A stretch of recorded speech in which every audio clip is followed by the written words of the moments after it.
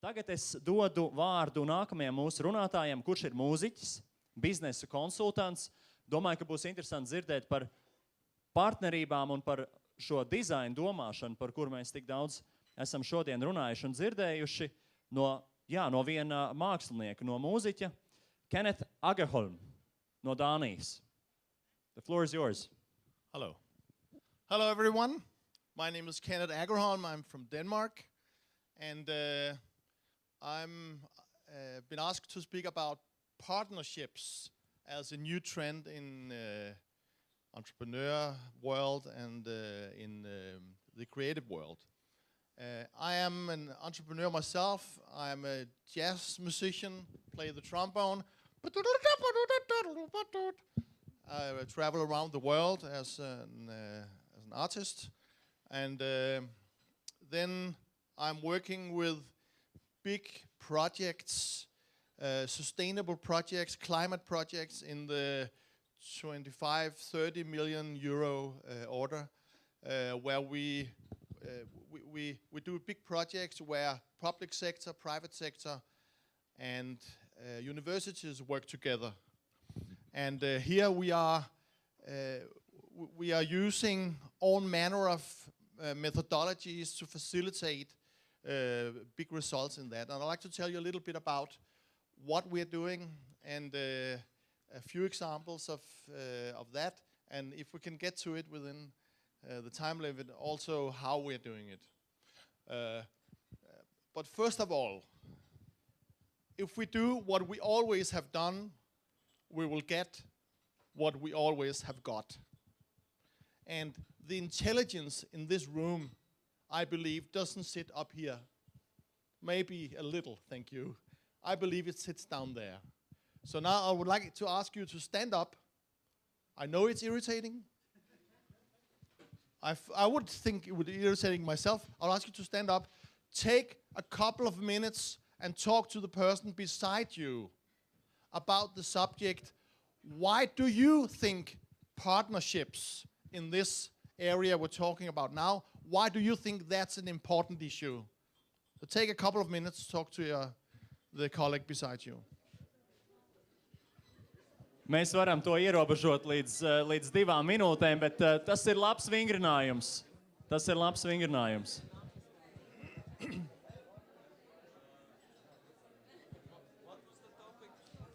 Partnerships.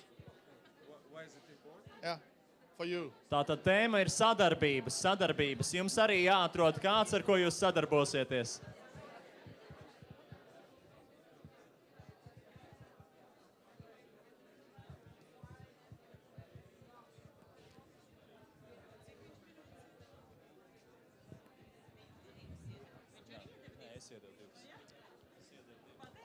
I'll ask one or two.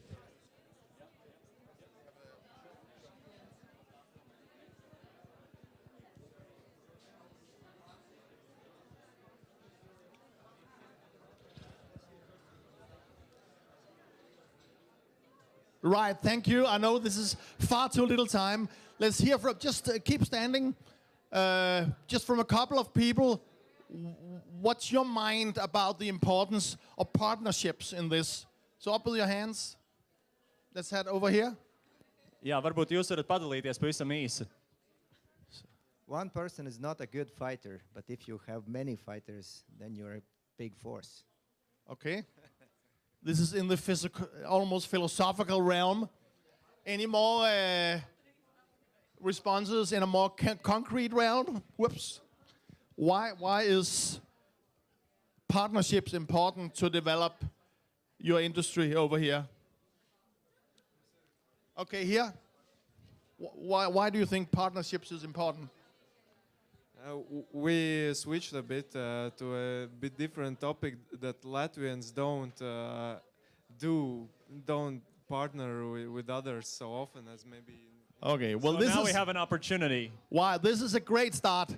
Thank you. You may sit down. Paldies, jūs varat sēsties. Paldies. In working in large projects, okay, you may stop now. Now it's my turn to talk. in working in large projects or even small projects, you know, this image gives a clear sense of how most of us are thinking. We want to do it, how we used to do it. It's really difficult with those people with different competencies and different opinions. We really like the idea of other people doing innovative projects with different people and different competencies. But when it comes into our court, it's slightly more difficult.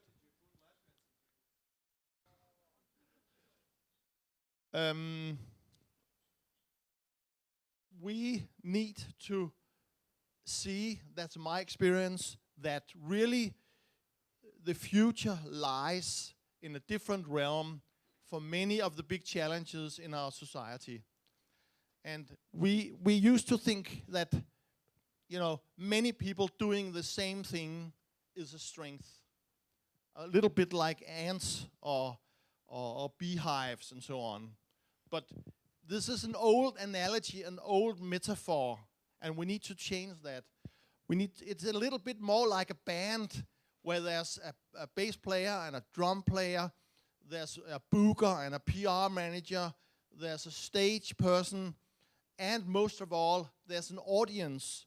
And nowadays, you know, when they do concerts, yeah, they got 20 cameras, and you can sit at home and you can mix the film of your own concerts, and you can tune in on the camera you want to. So I think we need to really, also when we do conferences and all the rest of it, we need to employ the co-creation aspect when we do collaborations. And climate change, water problems, pollution problems, energy source, and energy preservation. And I'll tell you why I put that there. All those problems, no one sector can do that. We have to collaborate.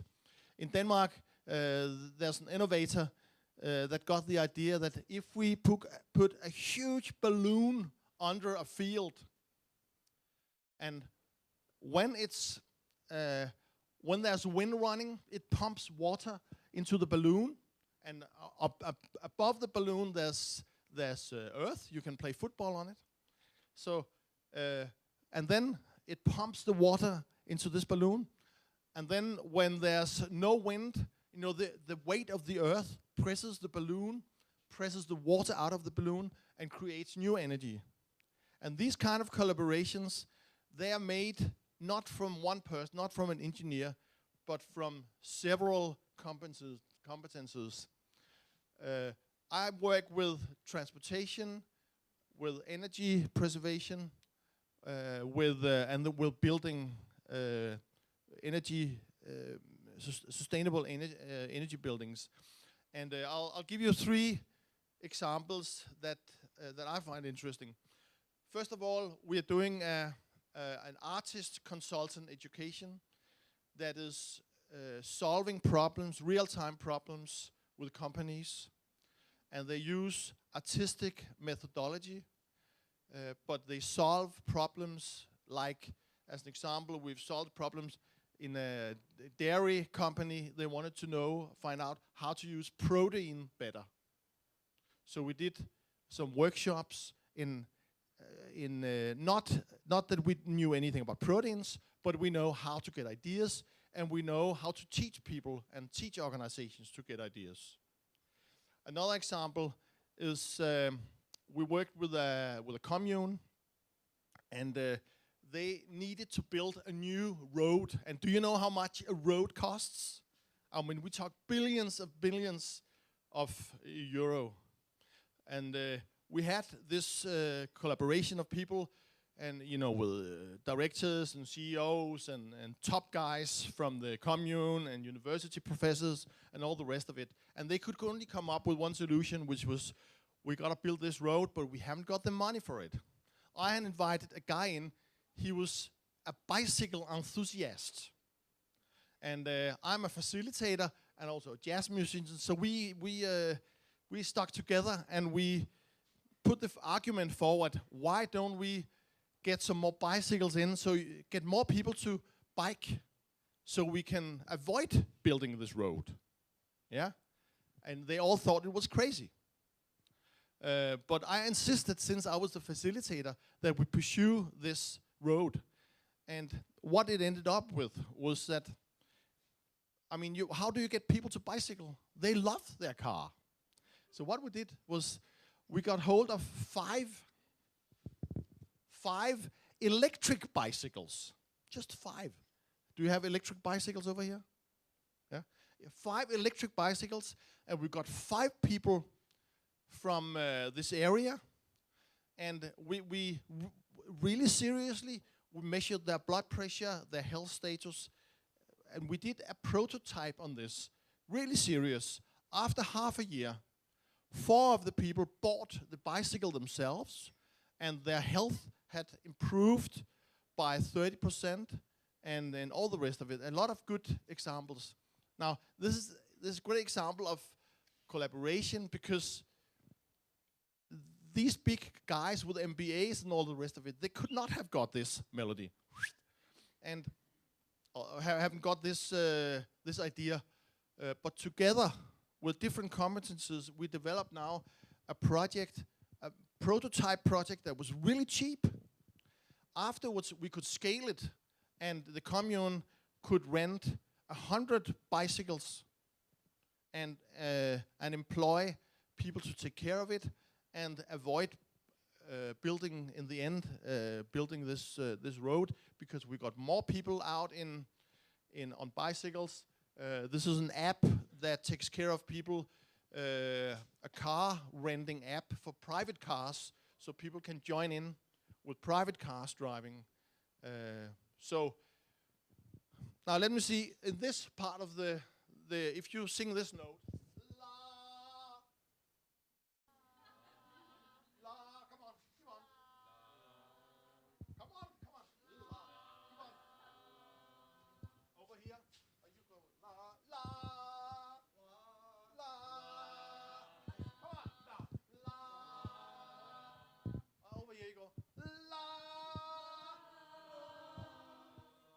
note, la. It's nothing on its own. It doesn't have a key, and this doesn't have a key. But let's say la. Keep on singing it. La. Yeah. What's happening is that the harmonics of each note creates other notes. So not only do we get 2 notes together, we also get all the harmonics that is created on top of those 2 notes. So all these words that we love to strut, you know, what does it take? You know, I'll send you these. It takes some socio-innovative competences, and many people, even all the bright guys, they're not too good at that. It needs some personal innovative competences, and it needs real knowledge. I think that one we've got. So how we...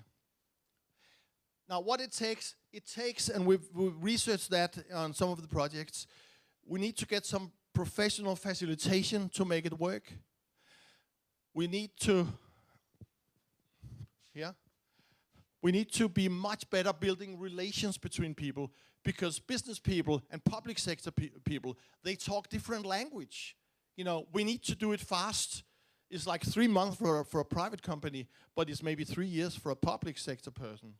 So there's a lot of things we need to change. I would say a professional facilitation person that actually can give us early successes, build relations, and break our habits, that likes the idea of collaboration, but needs to train it. So thank you very much.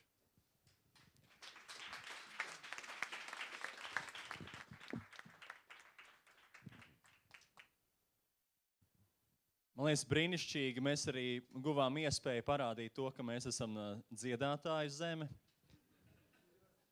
Ja mēs nevaram varbūt tik labi uzdot jautājumus, lai gan situācija uzlabojas dienas gaitā, jāsaka. Vai mums ir jautājumi tagad? Kaut viens jautājums. par visu šo sadarbību, par šiem piemēriem. Man vienmēr fascinē stāsts par to, kā Dānijā viņi spēja eksperimentēt tādā mērogā. I'm talking about the scale of the experiments when it comes to design thinking for Denmark.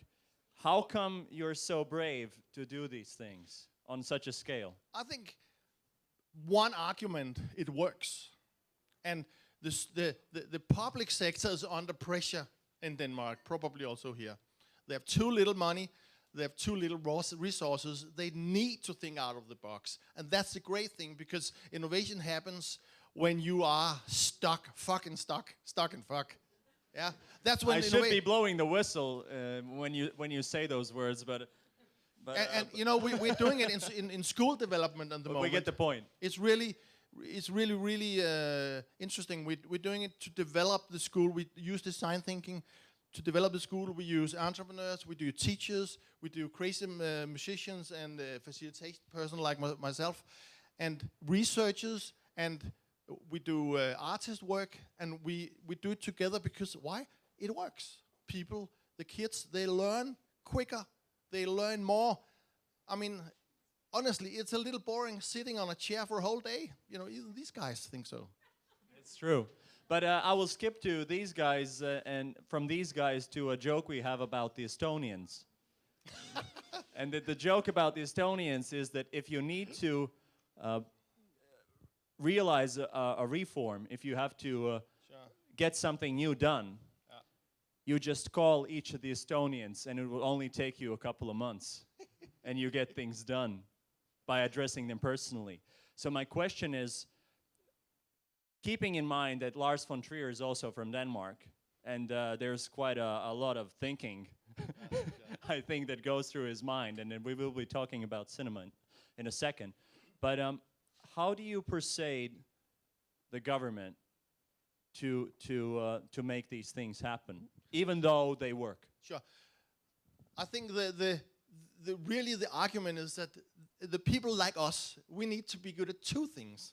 We need to be very good at being creative, you know, getting these wild ideas, but we also need to be very good at talking a language, doing a business plan that these guys understand. Because the bosses, you know, the top guys, their main concern is not getting found at fault. You know, they don't want to be in front of the newspapers saying that they wasted the money of the people. So we need to be very good at convincing them by doing the business case. But how do we do that? Prototyping. We need to be very good at doing very small projects like the 5 bicycle case that is very cheap and gives a lot of information. Then we scale it maybe 2 or 3 times. So talk their language, be very good with prototyping. And then the whole design thinking idea is to actually ask people what they want and what they think. But then we shouldn't only do that, because we need the experts as well. So that's really the crazy formula. There's not a formula. I was about to say. So thank you very much. Welcome. Thank you very much.